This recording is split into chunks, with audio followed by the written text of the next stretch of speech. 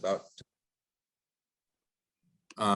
And this year I was on the nomination committee for the board, and I will go ahead and start sharing my screen. I'm going to give an overview of what the nomination committee was, and then we will hear from the candidates, and then we have a few questions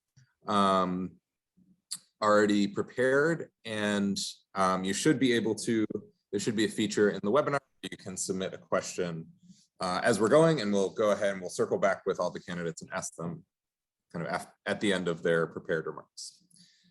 So with that, I will go ahead and share my screen. This will not be the one. Right.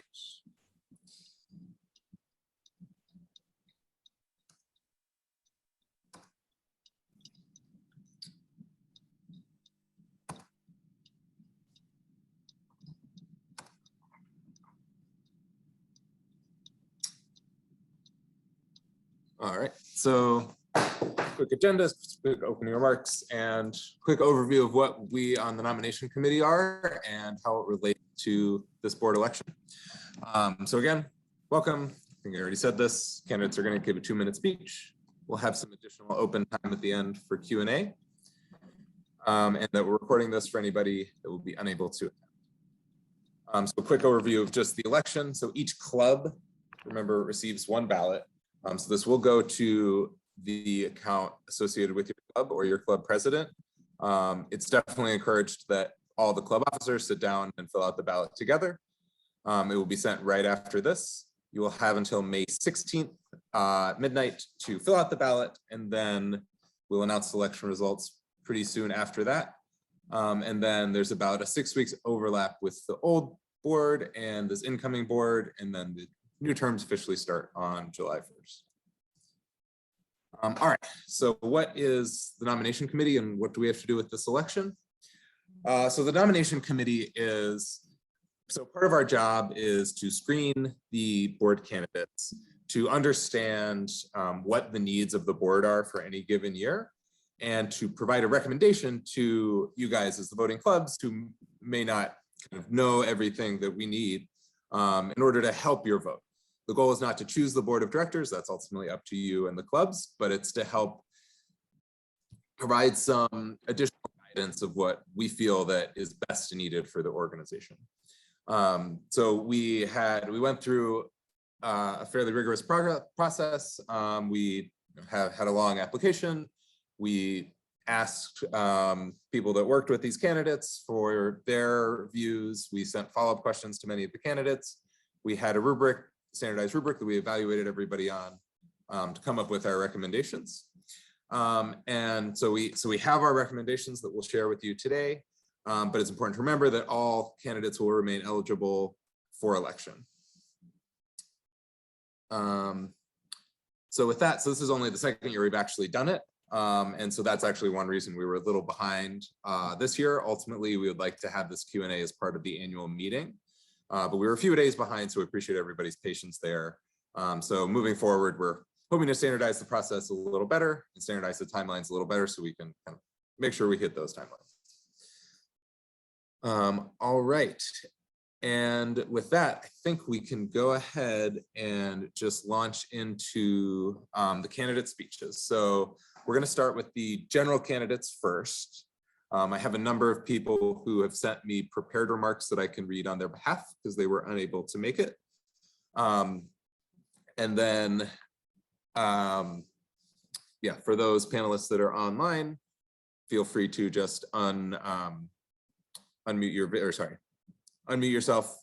I will unshare my screen and then we'll pin you to the screen. Great. All right. So starting with, there are 4 general candidates. So I'll go ahead and start with Ali, who is here. So Ali, as soon as I stop sharing my screen, feel free to go ahead and start. Cool. So hi, my name is Alice Snyder, but I go by Ali. And this is going to be my 4th year serving as an elected board member for the NAIGC and my 7th year volunteering for the NAIGC. Most of you guys can read my associations and accomplishments and everything via my application, which is now, I think, public. I'm not sure if it's actually been uploaded yet or not, but I think it's supposed to be public. So I just want to focus on my intentions for this election.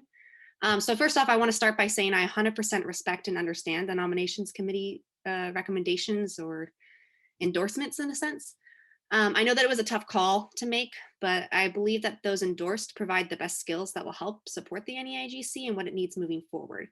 My role these past 2 years serving on the board were to help keep the organization afloat after the major restructure and unforeseen pandemic that caused a lot of turbulence within the gymnastics community. My goal was to work to support the long hours of the current president, Julie Rolla, and the ED, executive director, Tammy Shalom, that they help support them in the long hours that they put in. I know that it was a lot, sometimes even 40 hours a week.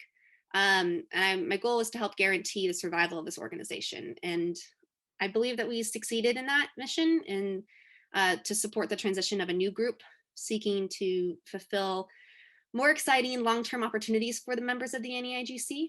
And with that said, I understand that I was not endorsed by the nomination committee. And while this doesn't mean that I won't be elected, that's up to the membership with you guys. I do see the value in the membership following the nomination committee's tiered recommendation, because I think that these candidates really will bring a lot of good things to the organization. And just to wrap it up, I just want to say that I trust and support the decision the NomCon made and appreciate the time that they put in.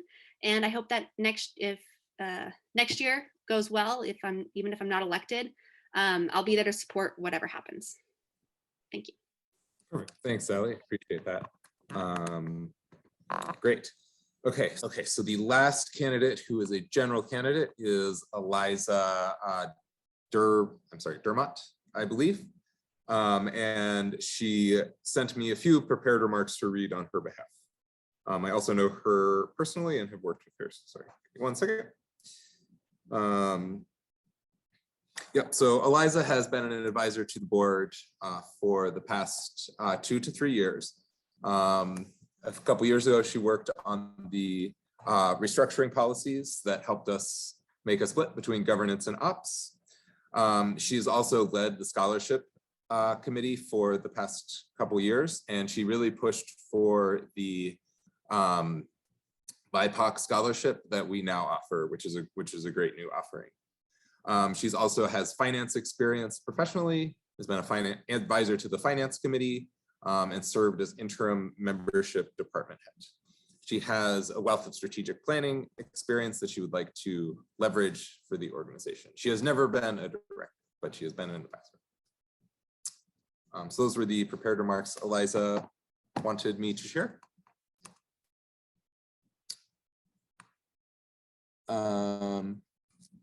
Great. So sharing my screen again, just going back to the wrong tab, sorry. Back to the Q&A. So those were the candidates that were not endorsed by the board.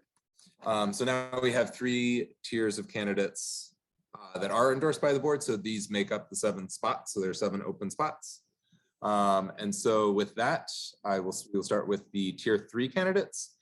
So these were candidates who had some skills we were looking for, and we hope we'll round out with the returning members and the tier 1 and tier 2 candidates. So I will go ahead and turn it over. So Kyle and Olivia are here, and Michelle has sent me some remarks to speak on her behalf. All right, so let's start with Olivia. So whenever you are ready. Guys, I just want to start by saying I'm Olivia. I have been involved with the NAIGC since 2018, and I was a member throughout college for 4 years before that. I love the NAIGC. I have been a part of both governance for the past 2 years since the restructure, and then have also been a part of operations as the nationals coordinator. And so I think that my skills of working with both groups have led me to be able to have kind of a better understanding of exactly what the board needs. And so I decided to rerun this year because I do want to make sure that both governance and operations are able to work together. I know there have been some questions about time commitment and all of that, and I'm happy to answer anyone's questions later, but I am excited to still be on the governance side as well. So I want to work with both policy and finance and have worked with dev in the past, but I think after this year, seeing my skills and kind of understanding the finance part of it as well would be very helpful from both a governance perspective and as well as working with operations.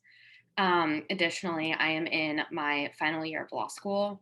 And so I think a lot of the skills that I have gained there, working with policy and understanding contracts and how to work through our policies and create new ones, is a skill that I bring to the board.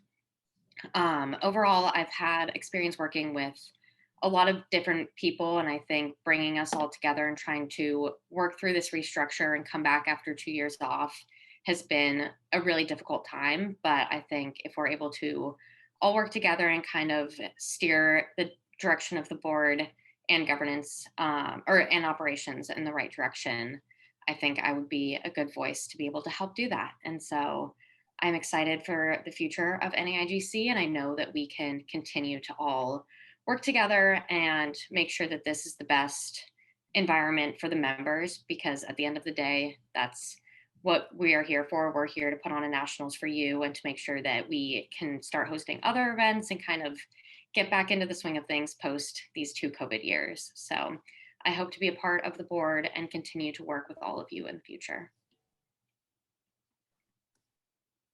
Great. Thanks, Livia.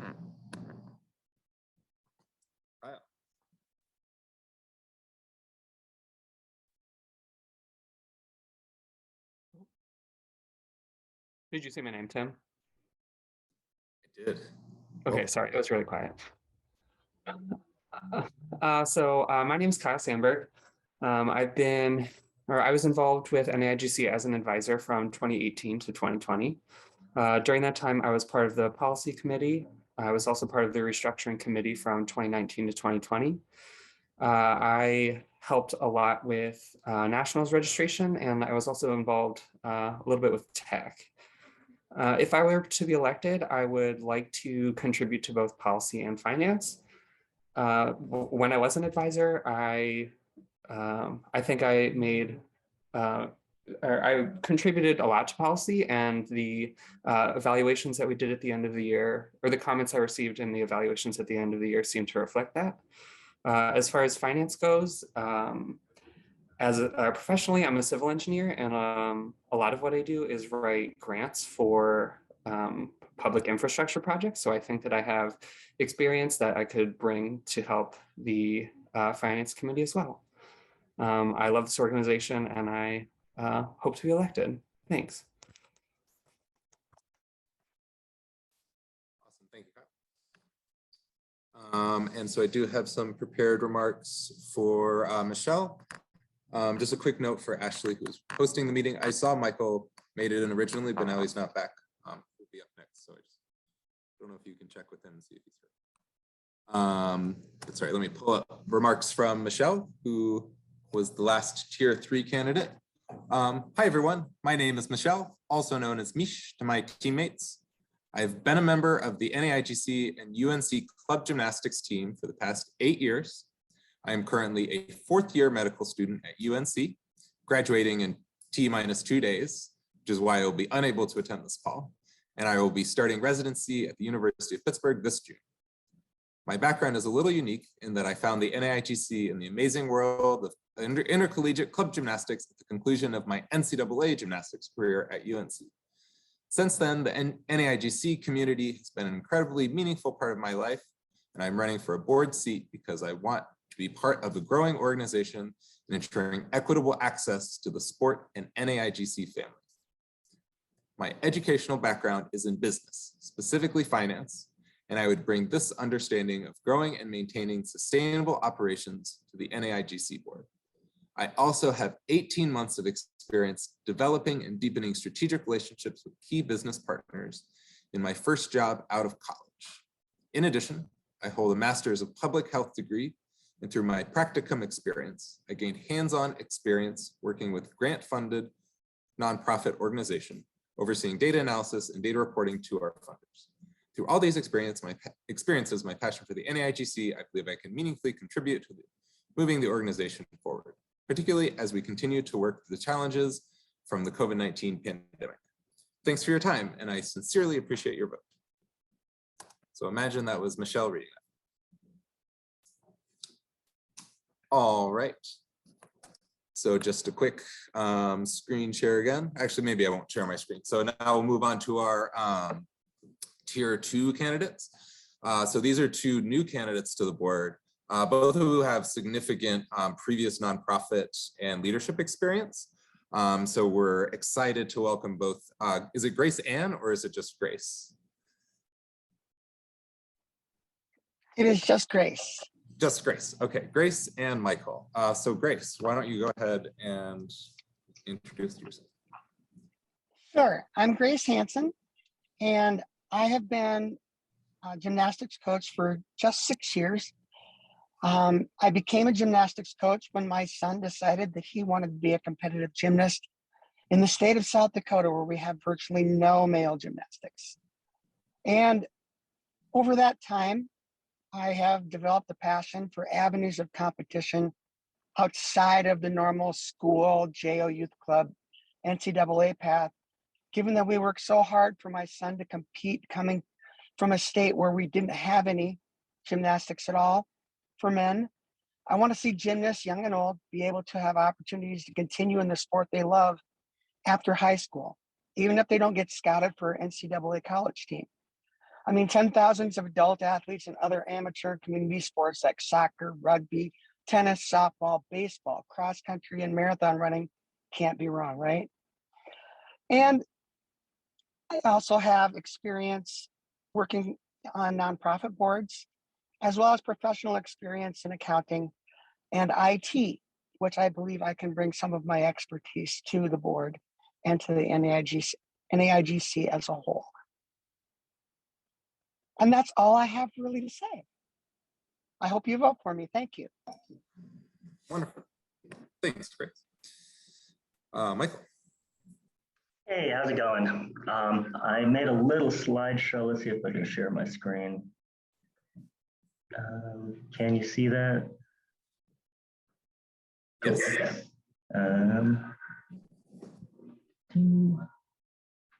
All right, so I'm Michael Buenaventura, and this is why I would make a good board member on the NAIGC. So my gymnastics background, I was a junior Olympic competitor through high school. I was Tulane University Gymnastics Club president from 2002 to 2003, and then I came back later on to coach them for a few years. I have 23 years of coaching experience, and I judged a little bit in high school. I kind of want to get back into that and get up to date with current judging to help out in NAIGC meets or wherever necessary. Education and work background. I have a BS in psychology, a master's of education, mental health counseling, and I'm currently on hiatus from my doctoral studies in school psychology because I'm focusing more on coaching right now. I'm a licensed professional counselor. I've been a USAG professional coach for probably over 20 years now. I was in wealth and asset management, corporate trust at Capital One Bank for 8 years as well. And I served 8 years in the Louisiana Army National Guard on the enlisted side and as an officer. Nonprofit volunteer policy experience. When I worked for Capital One, I volunteered as part of a bunch of associate networks. I led the military associate network New Orleans chapter, and I also was a liaison for the LGBT network. And so we worked with a bunch of nonprofits, Toys for Tots, doing fundraisers for the No AIDS Task Force.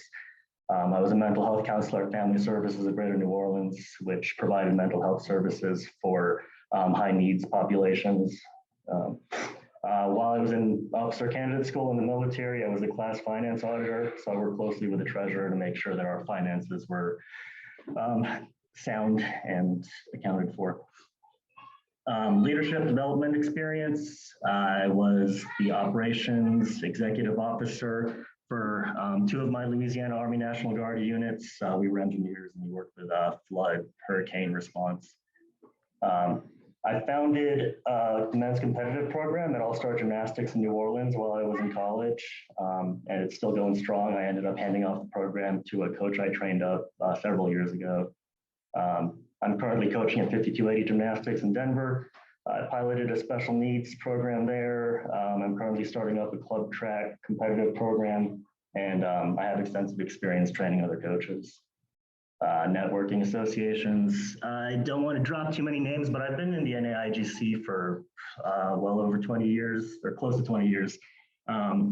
This is the most I've tried to be involved. I've always kind of kept myself at an arm's length, but I know a bunch of people who have been on the board past and present, and many people who have been in leadership positions. In my time as a gymnast and a coach and a student, I've worked in a lot of gymnastic schools and trained at a lot of them. So I'm familiar with some well-known gymnasts around the country. Again, not going to drop any names, but I've been associated with the Georgia Gymnastics Academy, Gymnastics Training Center of Ohio, All-Star Gymnastics in New Orleans, and 5280 Gymnastics in Denver, where I currently am. Yeah, we have Olympians and NCAA athletes who have come from our program here at 5280. Cultural diversity values. So I identify as a child of Filipino immigrants. I'm a racial minority. I'm LGBTQ+. And basically, I love that our individual differences are embraced in the NAIGC. We don't pretend to be colorblind. We know that we're all individuals, but at the same time, we're all gymnasts, and we have that identity. And that's what I love that ties us together. And in conclusion, what I bring to the table. So in a nutshell, I bring a passion for inclusion, equity, validation of human worth. I like to facilitate group dynamics that involves cooperation, communication, also conflict resolution, mediation, and active listening. I know there's been some contention in the leadership of this organization, and it breaks my heart. So that's something I pride myself on, trying to make sure people are heard and feel heard, and that different opinions are valued and validated. And so that all amounts to just, I feel like I'm very aligned with the mission and core values of the NAIGC, and I feel like I could bring a lot to it at this point. And that's all I got. Awesome. Thanks, Michael. We appreciate the slides. All right. And so those are, again, our two tier 2 recommendations. And so we're very excited for our tier 1 recommendations. Unfortunately, both of them were unable to make it, but I do have a video and some prepared remarks. So our tier 1 recommendations come with a lot of experience, both NAIGC and outside. And so I will start with sharing Heather's video, and then I will talk through Alana's application. Will I start sharing Heather's video? Yes. I'm sorry.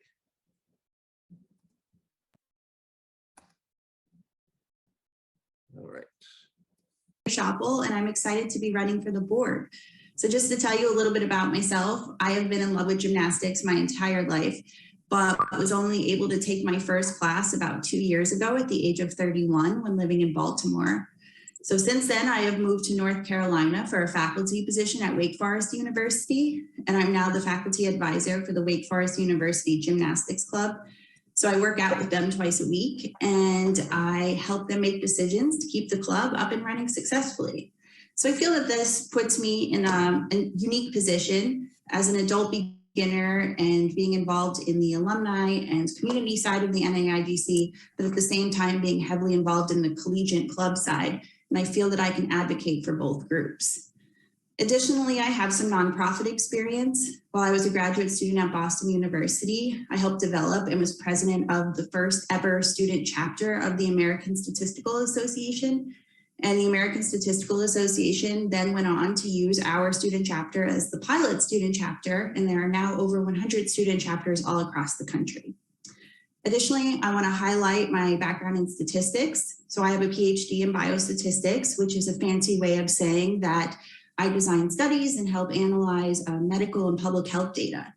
And I feel that Bringing statistics and data analytics to the NAIGC can help aid in the decision-making process. So if I'm elected, I'd like to help establish numerical benchmarks and properly collect and analyze data that can better allow us to evaluate and monitor the progress of policy and programs within the organization. So I was able to meet some of you at Nationals this year, and I look forward to getting to know all the wonderful people in this community.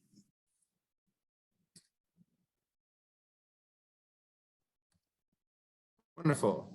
And so then our last candidate in tier 1 is Alana Shoshansky, and she could not make it. I will read a few words on her behalf, and then I can also speak to her experience a little. So Alana says, I was on Emory University's club team as an undergrad, joined the NAIGC board my junior year after hosting nationals. I continued on the board for another 10 years to grow the organization, hosted great national championships, and share my love of adult gymnastics with more people. I helped write a lot of the foundational NAIGC policies, including the current governance and operations structure. My goal in re-engaging with the board is to support the long-term implementation and sustainability of these policies. Ensuring a solid organization structure for the NAIGC will mean that we can continue to grow membership, offerings, and strategic partnerships, i.e. with NCAA, USAG, and CGA, that bring more opportunities for collegiate and adult gymnasts. I met my wife and many lifelong friends to the NAIGC and look forward to continuing to give back to a community that has given me so much. All right, so that brings us to the end of the videos. I do want to launch into the Q&A. We do have a number of submitted questions and a few questions that have come in the chat. I think I will start with some submitted questions, and I will pick and choose. I'd like to kind of hold it to about half an hour, but if the conversation is great, we'll keep it going. So this question is for anybody. We do have some specific questions for people, but the organization currently asks a lot of unpaid volunteers. Do you have any ideas or plans for helping the organization get to a financial place where we can pay some of the organization's members?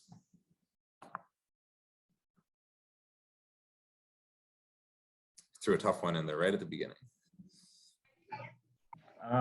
I can try to tackle that.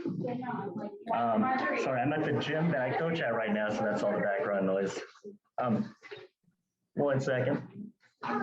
All good. So I actually had a chance to talk with Ryan Bradley during this past nationals about this exact thing. So yes, he's one of our founding fathers, and he's not happy with the way things are going right now.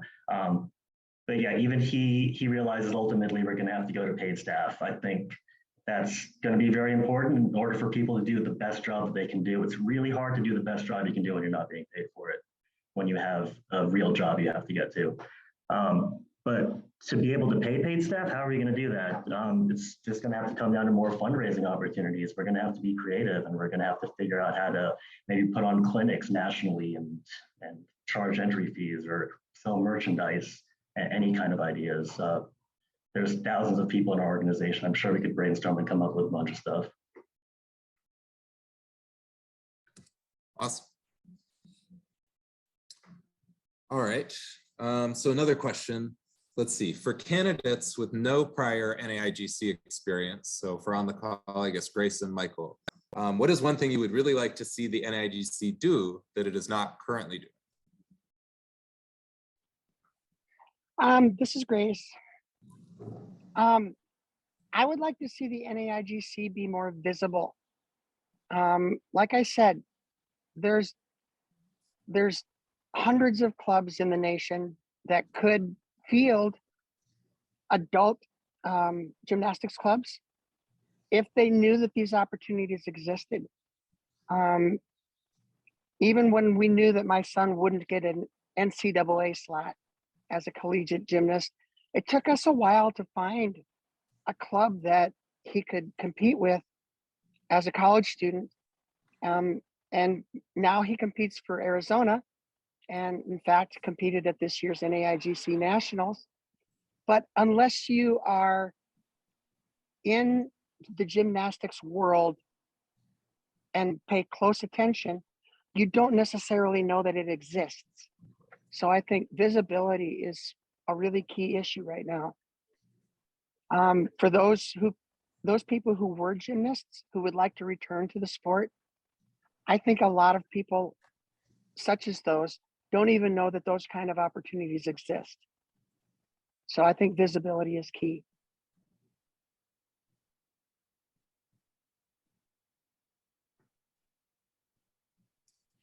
Great. Mike, did you want to answer? I definitely agree with Grace. I think visibility is important. I think it's important to get out there and network. Like I mentioned, one idea I had was doing kind of coaching clinics, especially if we're bringing trampoline and tumbling. I heard some talk about going around nationally and trying to train up different clubs on trampoline and tumbling and those kinds of disciplines. Yeah, and local meets. Having regionals is really a really big step. Having sanctioned NAIGC meets to put the intercollegiate back in the intercollegiate of the NAIGC. It's more than just holding nationals. We need to be holding more meets where we're meeting each other and interacting with each other and traveling to see each other. Cool. So a follow-up question, which is you guys kind of hit on this, so this is a good follow-up. And I'll punt this to anybody, any candidate. So do you have any specific ideas of how to spread awareness of the NAIGC, particularly to members of youth gymnastics organizations? Maybe just how to get our message out there. This is Grace. I think enlisting partnerships with other organizations, especially USA Gymnastics, which has the bulk of our youth gymnastics clubs as members.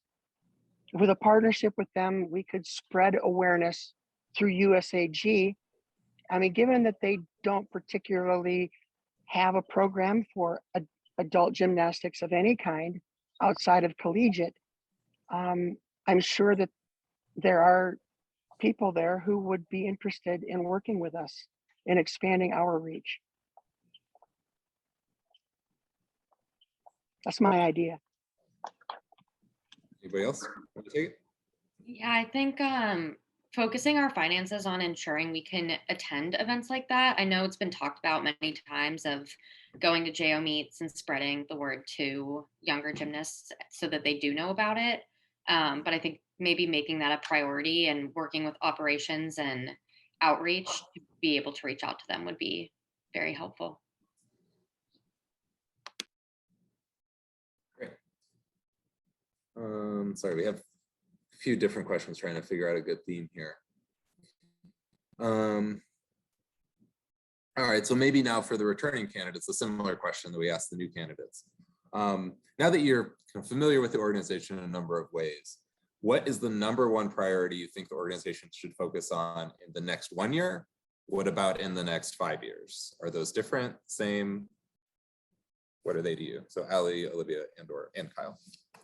I can go first. I definitely think in this next year, we really need to hone in on how operations and governance can work synergetically together. I think that's going to be really important in this next year. And with that, working on kind of solidifying our teams that we have in operations and making sure those are working smoothly. And I especially think that maybe not in this next year particularly, but definitely get the ball rolling on getting sponsorships, getting more diversified income, because right now a lot of it relies on membership input, membership fees, membership dues, meet fees and whatnot. And that's definitely one of the key goals we have for the NAIGC in the next, I don't know, 3 to 5 years, is to diversify that income and make it so that like a certain, I don't know, like 40 or 50% of it comes from non-event sources. So like sponsorships or grants or anything like that.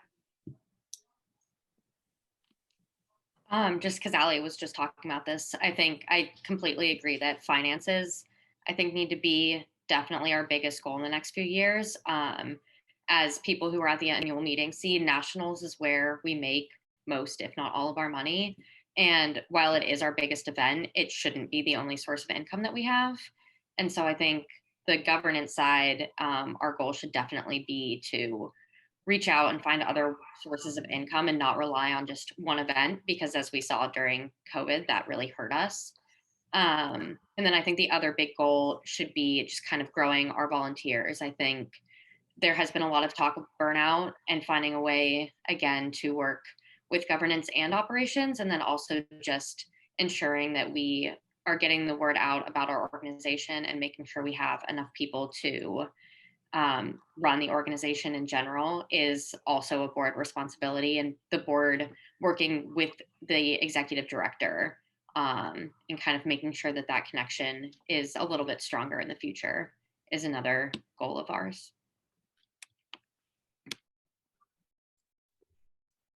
So short term, I agree with what Olivia just said about burnout. I think we need to figure out, is this a COVID issue, or is this some sort of like cultural or organizational issue, and solve that so that we have less turnover, so that we have people sticking around who can develop their skills and make things run smoother, since they'll have historical knowledge.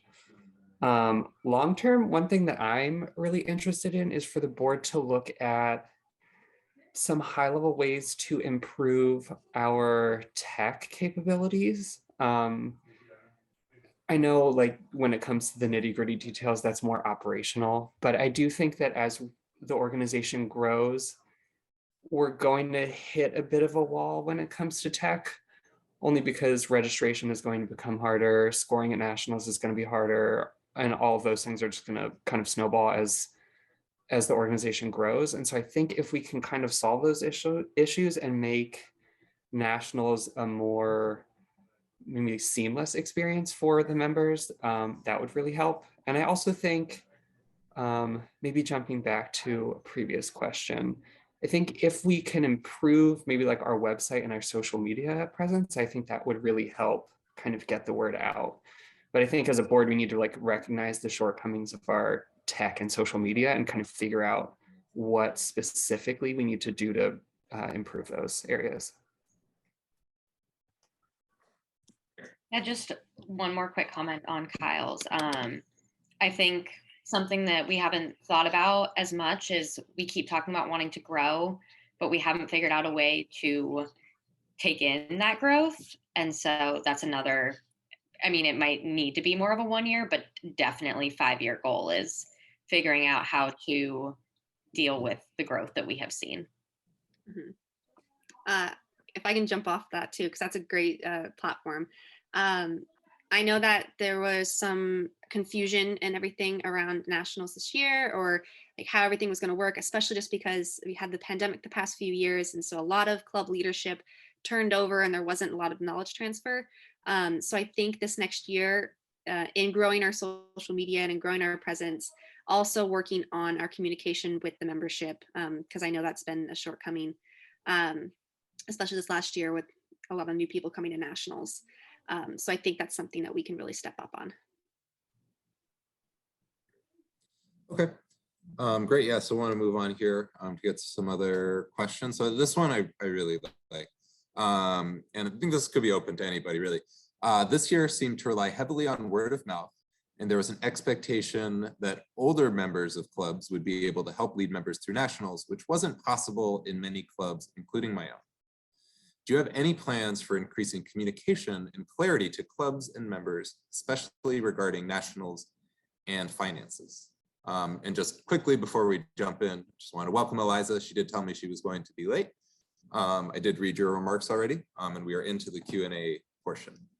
So now, yeah, so going back to that question. Anybody have thoughts there?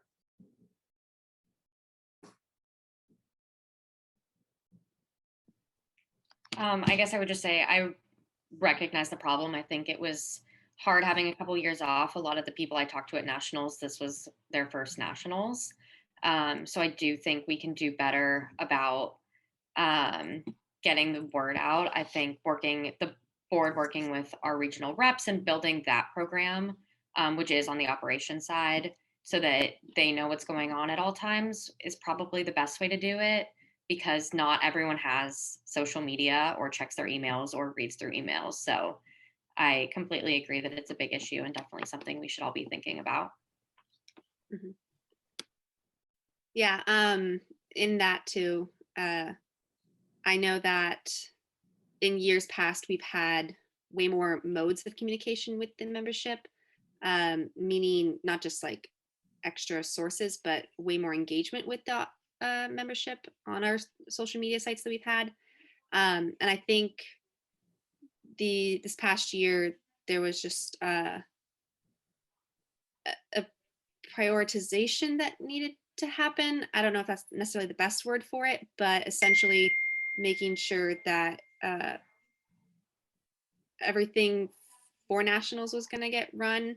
And I apologize if that was unclear to membership or anything like that. I might take a little bit of fault for that because I do run the communications department, the communications team. And I tried my best. It is a very small team. So we always encourage more people to come on. If you guys have an interest in volunteering for the NAIGC, we could always use more help. Like we said, this is all volunteering and we're all doing this in our spare time. So I'm glad that nationals went off and it was great.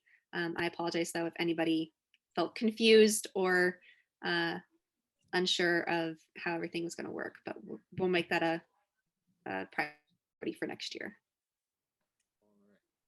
Thanks, Allie. So I did want to welcome Eliza here and just give her a chance to speak a little. So I want to pitch the question we just pitched to a couple other returning board members. What is, now that you've been around for a few years and seen kind of the ins and outs, what is the #1 priority you think the organization should focus on in the next 1 year? What about in the next 5 years? Are those the same or different?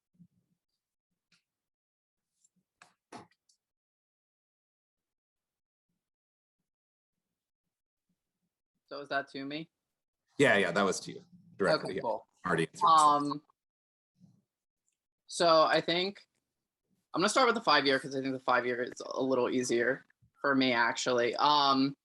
So something that I think is definitely high priority in the next 5 years or so is I would love to see us have more revenue streams outside of just nationals. It's something that I know, having worked on scholarship and fundraising and having advised finance in past years, that it's something that historically the organization and the board has struggled with. We rely very, very heavily on nationals for all of the income for the year that covers operating expenses, including the scholarship awards. And I know I personally could give out a lot more awards if we had more revenue streams.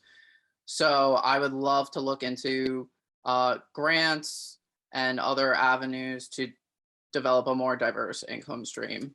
In the next year, I would like to see an increased engagement, I think, with the membership. I think that is something that has lapsed in the past couple years. I think COVID has made things difficult, and I think at the level of the organization, restructure and trying to get all of the necessary personnel in place to sustain operations took its toll. But I think that it is incredibly important that we get back to more direct communication with the membership, whatever form that takes. Great, thanks, Liz. All right, so this one is to anybody, but maybe to Grace, who kind of mentioned it already. But so we've seen NCAA MAG programs getting cut from year to year. This has affected the entire pipeline of MAG. What would you suggest the NAIGC do to increase MAG participation at all levels, especially within the specifically within the adult NAIGC scope?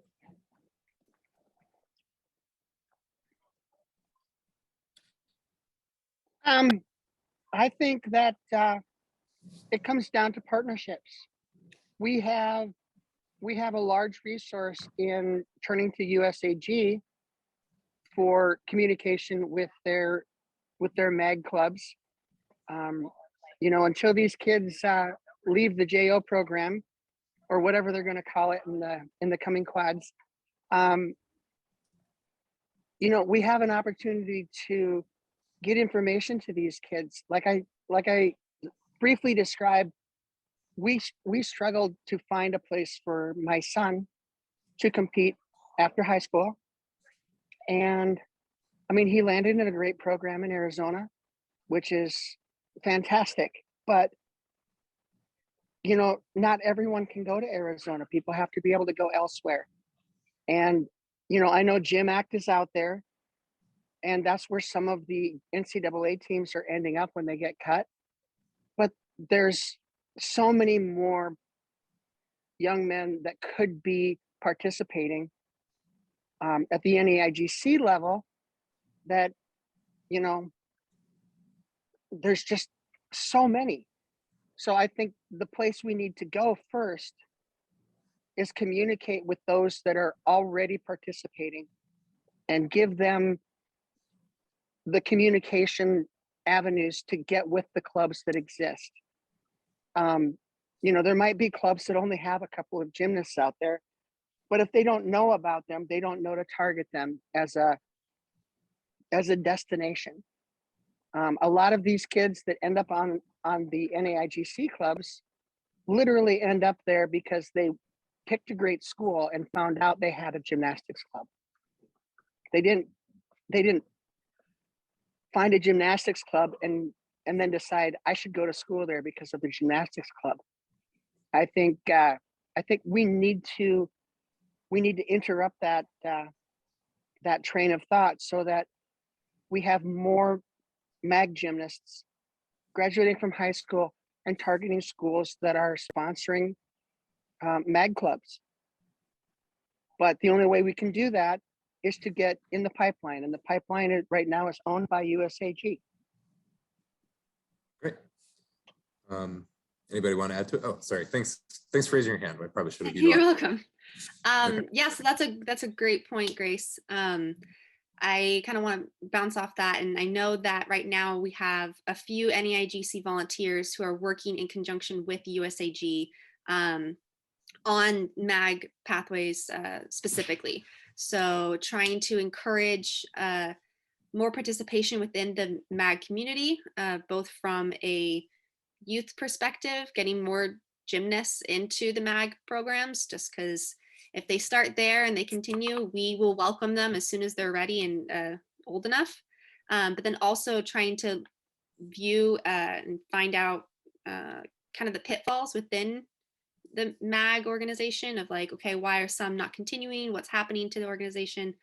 So we do have NAIGC members. I'm not currently one of them, but I know that a couple are, and working with USAG in that partnership. So that's definitely something that if I were elected again, I want to help see continue, and even working with doing something similar with Gymnastics, kind of pulling everybody together and saying, hey, we recognize that this part of our sport is decreasing. So what are we going to do to try to fix it and brainstorm that? Sorry. I think in the interest of time, so this is a great one, and I think we could go on for a long time. Okay. But I do want to get to one last topic here. And I don't want to, I do want to put a harder cutoff on it. And so this topic, I'm trying to figure out a good way to phrase it, but it's come up a few times. And that, there has been a little bit of conflict within the organization the past couple of years. There's been a lot of turnover, some burnout.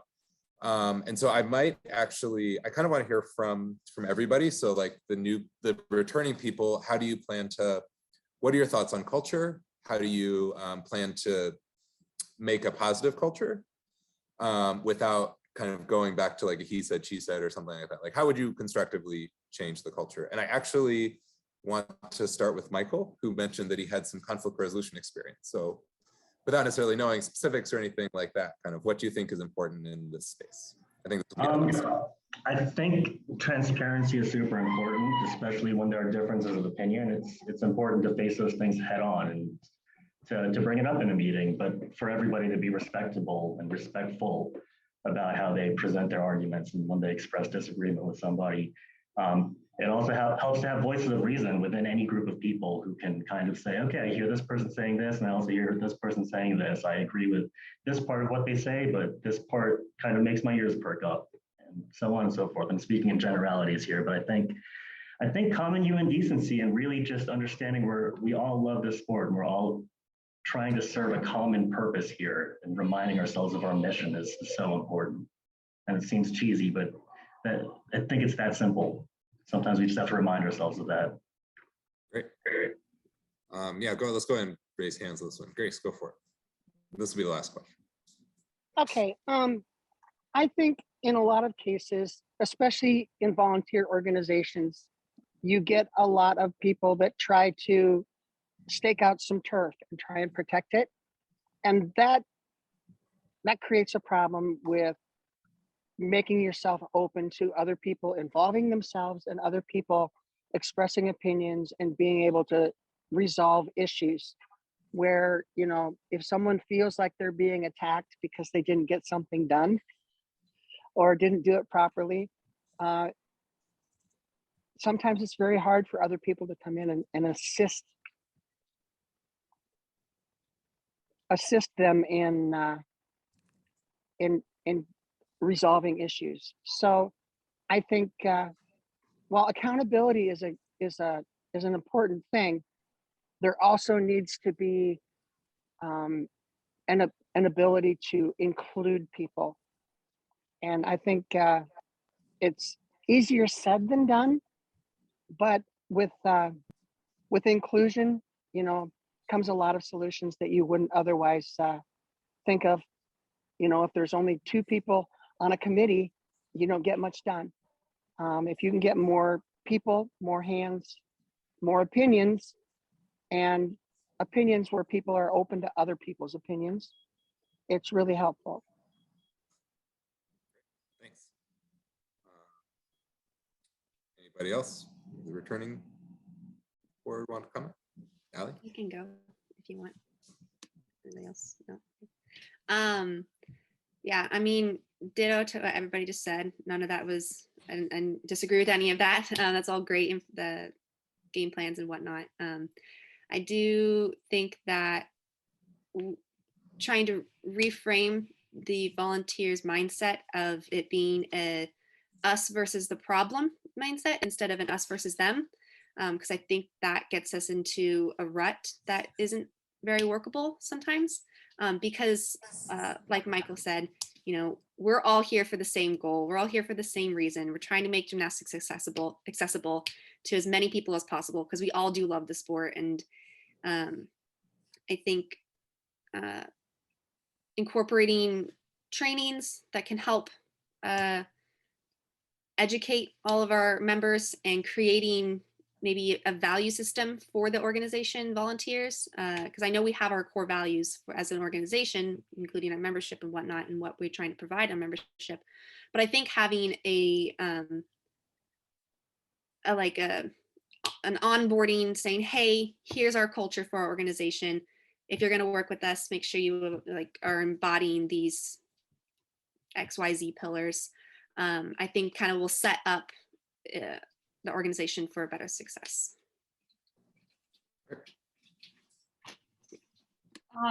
Yeah, I agree with what everyone else has said. I was also a part of some of that conflict resolution that happened a couple of years ago. And I think we found some really good ideas and then didn't fully implement them. And so I think going back and looking at some of the suggestions, I think with COVID and just taking time away, it stopped us from going forward. And I think a lot of people were so busy with other things that we stopped focusing on it, and then more issues were created. And so I think looking back at what worked and what we had done in the past,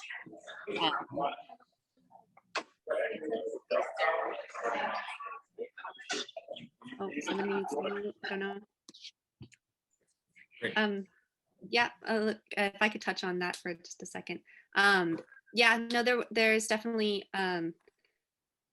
ideas that we can incorporate and everything. I do know that with the pandemic and everything that came about, it definitely threw a wrench in trying to strategize for long term, because we really we were having emergency board meetings saying, do we cancel nationals really quickly, and it kind of made it seem, I don't know, we kind of went into crisis mode a little bit, to say, hey, we just went through a big restructure. We need to make sure that's set up so we can actually run the organization. And it's definitely wasn't, it wasn't tossed away or anything like that. Those are definitely good ideas, and they are valued. And I think we can incorporate those going forward.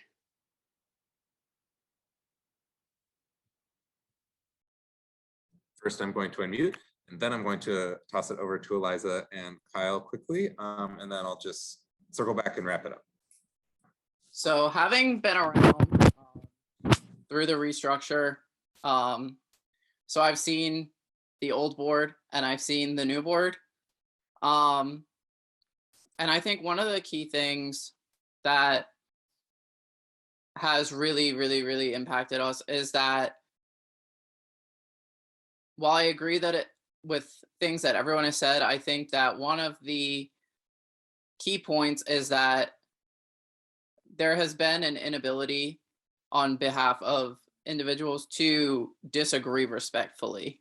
We have been unable to disagree and find any sort of common ground, and we have thrown each other under the bus, and there has been a lot, and it turns into he said, she said, they said, in a way that creates a lot more problems than may have been there originally.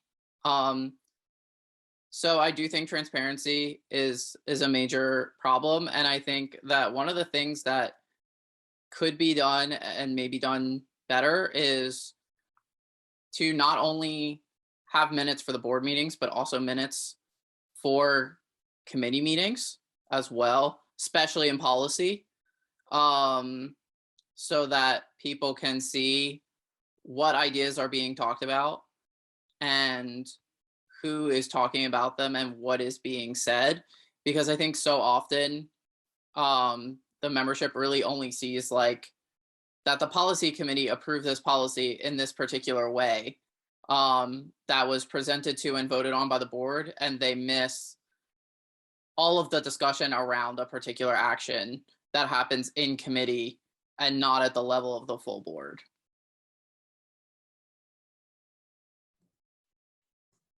Great, yeah, that makes a ton of sense. Kyle, do you want to just touch on it quickly? Yeah, sure. My answer was basically what Mike said. I think